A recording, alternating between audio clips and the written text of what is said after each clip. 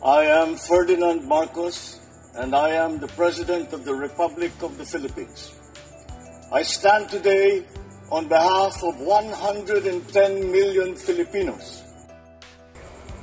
Hi everyone, hello universe, it's me again. Shoutout sa inyo mga kababayan. Marcos Loyalist supporters, Filipinos and OFW, hello. Ayan, mayroon tayong upload videos updates guys. Ito po ay napakahalaga. During Duterte time and Marcos time administration. Sa panahon ni Pangulong Digong, dating Pangulong Duterte mga kababayan, sinabi niya kasi journalists deserve to die. O, di ba? Sa panahon naman ni Pangulong Marcos Jr., sa kanyang talumpati, sinabi niya, protect the journalists. So ngayon dito makikita nyo kung sino talagang may malasakit sa kapwa. Diba? Alam nyo naman kung sino. Si dating Pangulong Digong kasi, mga kababayan, siguro naiinis siya eh. Sa nakikita ko sa kanya, no? Ayaw niya kasi yung pinupuna siya. Lalo na po kung natatandaan nyo, ito si John Pala, di ba? Tinutulig saan niya ito si Digong guys, nung that time. So ang ginawa ni Digong, nag-hire siya ng hitman para patayin si John Pala. Ang nangyari nga, sino ang hitman niya? Eh di ba guys? Silas kanya, sinabi niya.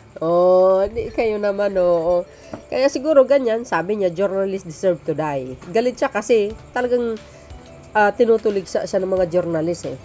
Well, hindi ka naman siguro tutulig sa mga journalist kung wala silang nakikita ng mga hindi maganda sa pamumuno mo. Ganun lang kasimple yun eh.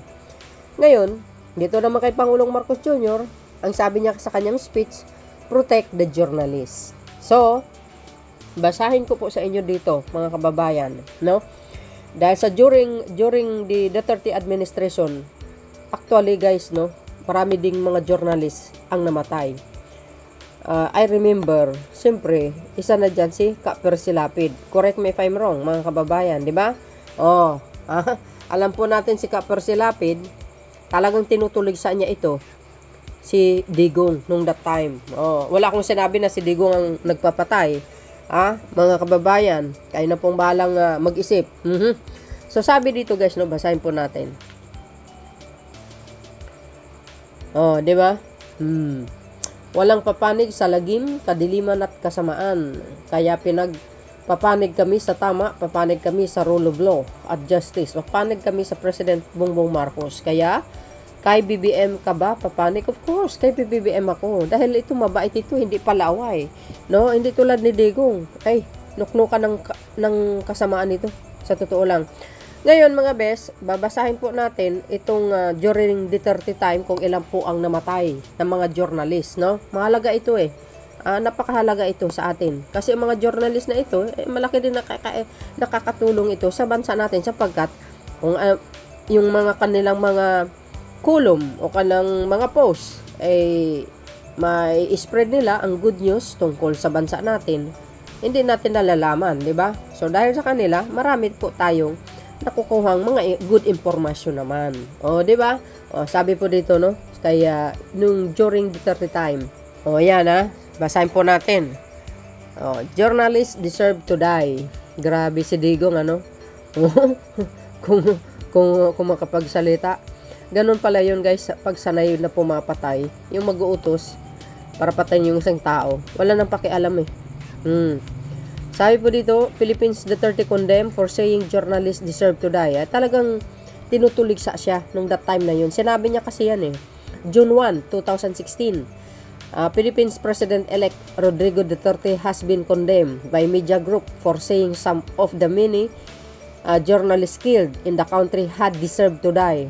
You see? Ano siya eh, walang pakundangan ng bunganga, no? Kung magsalita ito guys, no? Hanggang ngayon, yung mga sinasabi niya, tingnan nyo yung sinasabi niya mga kababayan, patayin na lang daw yung 12 na senador. Di ba? Ay yung 15 na senador para daw makapasok. Pag namatay daw yung 15 na senador ng alyansa, makapasok ang kanyang mga senador.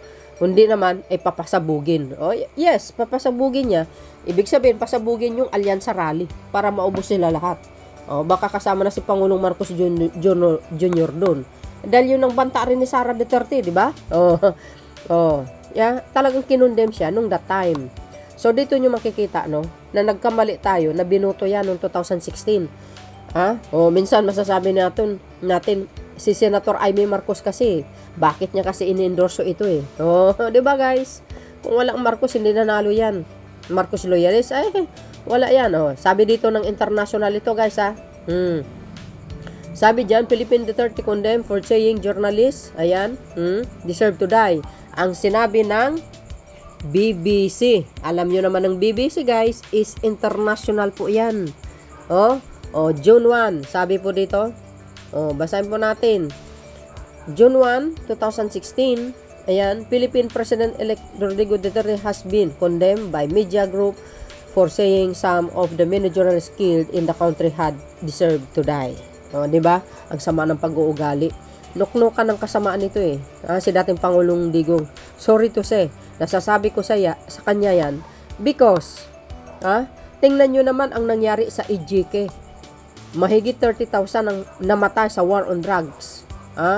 Yung iba namatay, napaka-inosenteng tao. Kahit sabihin mo hindi involved sa drug, tinataniman ng mga shabu para lang masabi involved sa shabu. Pero hindi. Diba? Maraming namatay that time without due process. Kaya nga, nasabi ko, ito, sanay talaga ito pumapatay. Ayon doon sa kanyang hitman, Matubato at saka Silas Cañas. Pumapatay sila dahil utos nga ni Mayor. Diba? Kaya nga, nasasabi natin, bakit ito si Sara Duterte? Kung makapagsalita, kung pag pinatay daw siya, patayin daw si Pangulong Marcos Jr., nakausap niya daw yung hitman. Kasi nga, sanay na sanay sila. Gawain nila kasi yan eh. Hindi na tayo magtaka mga kababayan. Dahil si John pala, tinutuligsa si Digong. Kaya pinatay yun, utos niya. Sino nagsabi? Yung hitman niya, diba? Silas Cañas. You see, mga kababayan, malakas ang loob ko na magsalita because may alam po tayo. At nakikita nyo at naririnig nyo din ang mga issue na yan tungkol sa kanya. Diba?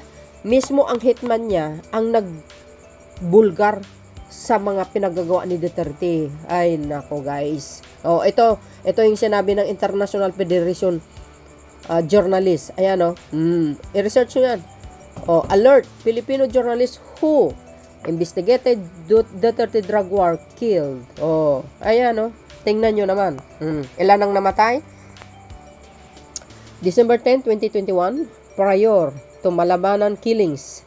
You see guys, the NUGP reported that 21 journalists have been murdered since Duterte assumed power in 2016 for further. Biro nyo, kaupo lang, ka-assume niya lang sa Malacanang. Yan na po ang balita. Diba? So I think, mga kababayan, correct me if I'm wrong, si Kapper Silapid, pinatay po yun. Matagal na journalist yan, yung mama na yan. Pero nung time pa ni Duterte, na pinatay. Diba? Panahon ni Digong na yan. Correct me if I'm wrong. Kayo na bahalang mag-isip, mga kababayan. Ngayon, dito tayo ngayon, kay Pangulong Marcos Jr. Tingnan natin ang kanyang sinabi na protect the journalist. Ayan, protect the journalist, sabi ni PBBM. Sabi ni GMA Network, guys, ayan, PTF, ayan, welcomes zero killings of Filipino journos in 2024. Diba, guys? Congratulations! Ayan, walang nalagas sa mga journalist. 19 hours ago, in the report, the CPJ said, at least 124 journalists and media workers were killed in 2024, with Israel responsible for nearly 70% of. Di ba, guys? Ito. Sabi dito, Marcos vows to double effort to protect journalists. September 2022, 2024, Marcos said, journalists have the duty to protect the sanctity of facts, even as he urged media workers not to waver in the face of challenges. You see, mga beso. Sabi sa inyo eh. Kaya nga sabi ko ito si Pangulong Marcos Jr. napakagaling talaga niyang mamuno. Ano? So, ibig sabihin, talagang protektado ang mga journalist sa kanyang pamumuno. Zero killed nga Walang namamatay kung ikumpara mo kay Digong 21 na journalist. Oh. 'Di ba? Oh. Including na ba si si Ka Percy. Well, anyway. So, dahil dyan guys, pakinggan nyo itong balita ng PTV. Okay? But before that, don't forget to like, hit the button bell para lagi kayo update sa aking mga upload videos. Bye. And babus, God bless Philippines. Eto na. Malugod na tinanggap ng Presidential Task Force on Media Security ang pinakabagong ulat ng non-government organization na Committee to Protect Journalists na sinasabing walang pinsalang o pinaslang na Pilipinong mamamahayag noong nakaraang taon. Ayon kay PT-FOM's Executive Director Jose Torres Jr., ito isang makabuluhang hakbang sa patuloy na pagsisikap ng pamahalaan na matiyak ang seguridad ng bawat mamamahayag sa bansa. Ito rin anya ay patunay sa pagtutulungan ng iba't ibang ahensya ng pamahalaan, kabilang na ang law enforcement agencies, media organizations at civil society para itaguyod ang isang ligtas na lugar sa mga mamamahayag. Sinabi rin ni Torres na patuloy nilang tutugunan ang lahat ng uri ng pagbabanta laban sa mga mamamahayag, kabilang na ang online attacks, intimidation at iba pang uri ng karahasan. Safe na safe ang mga journalist sa panahon ni Pangulong Marcos Jr. Kung ikumpara mo kay Digong, nga. Well, anyway, mga kababayan, congratulations sa mga journalist at syempre, dapat matibay ang kanilang pag-iingat. Laging nag-iingat sa kanilang mga pinupuntahan. Salamat sa kanilang pagpapahayag. Congratulations. Ibig sabihin, maraming salamat sa Marcos administration sa pag-protect ng mga mamahayag sa bansa. Kaya saludo ako kay Pangulong Marcos Jr. sa sinabi niyang protect the journalists. So yan guys, ang aking pinaka-latest updates info sa inyong lahat. Maraming salamat sa watching. See you again on my next upload video. Bye and babus. God bless Philippines.